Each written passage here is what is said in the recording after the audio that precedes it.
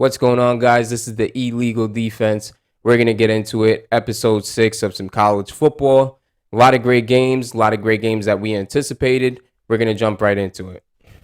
Yeah, and I guess to kind of jump off with it, we'll start with one of the more anticipated matchups of the year. Really coming into it, we had Texas A&M going into Tuscaloosa to play Alabama.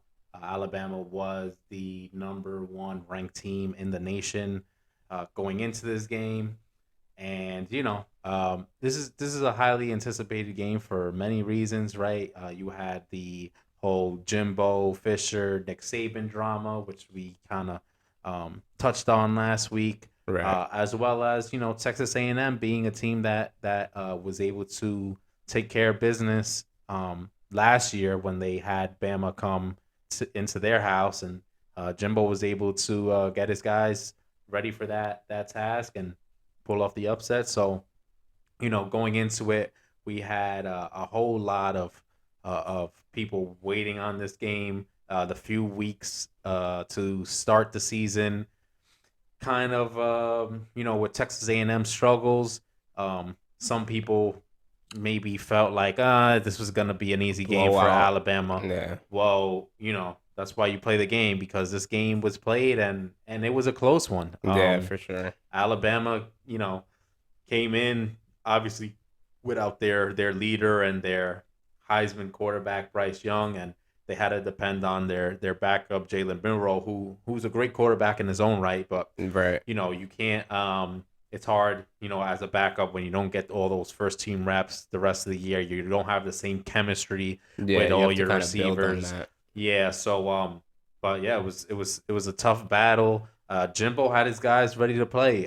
But at home, Alabama, they took care of business. They come away with a close victory, Right. 24-20.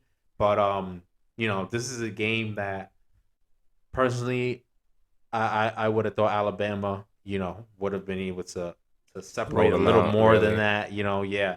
And it just didn't happen. I mean, they were getting turnovers.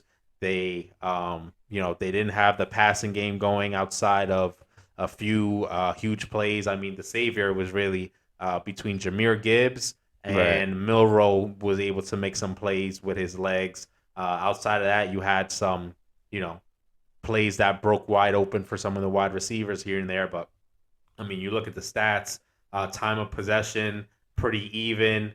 Alabama actually destroyed them in terms of rushing yards, 288 to 70. But then Texas A&M able to get the passing game going, 253 to 111. But yeah, I think that's something that we could kind of like anticipate too moving forward with the season is them getting more of their rushing attack going, especially now that Bryce Young is sitting out. You know, I how do you think this would have panned out had Bryce Young been able to play this game and he wasn't injured? well, I think if Bryce Young plays, um, you don't have the turnovers, right? We had 3 fumbles lost for Alabama.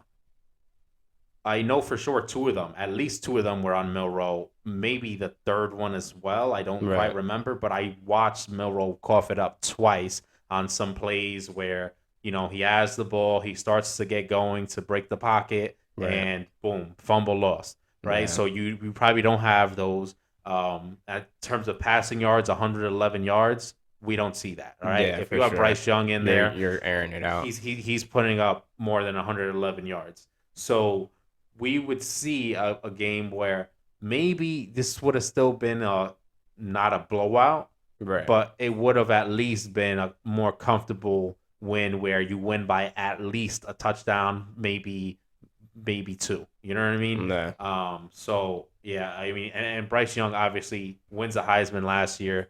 The guy is one of the most valuable players in college football. Yeah, and had he not got injured, he may have repeated and got the Heisman again. Right. But I mean, there's also other candidates, but I think Bama has a lot to build on. But with Bryce Young being out, that's something that they're gonna have to work on. They're gonna have to work on chemistry with the receivers, having a new quarterback, having new tendencies to get used to. So that's something that I'm sure Saban will get them back on track. But I mean, hats off to A&M. I think everybody wrote them off as even without Bryce Young, like just Hmm. getting blown out. So they competed till the end, and it was a great game. So Yeah, yeah, for sure.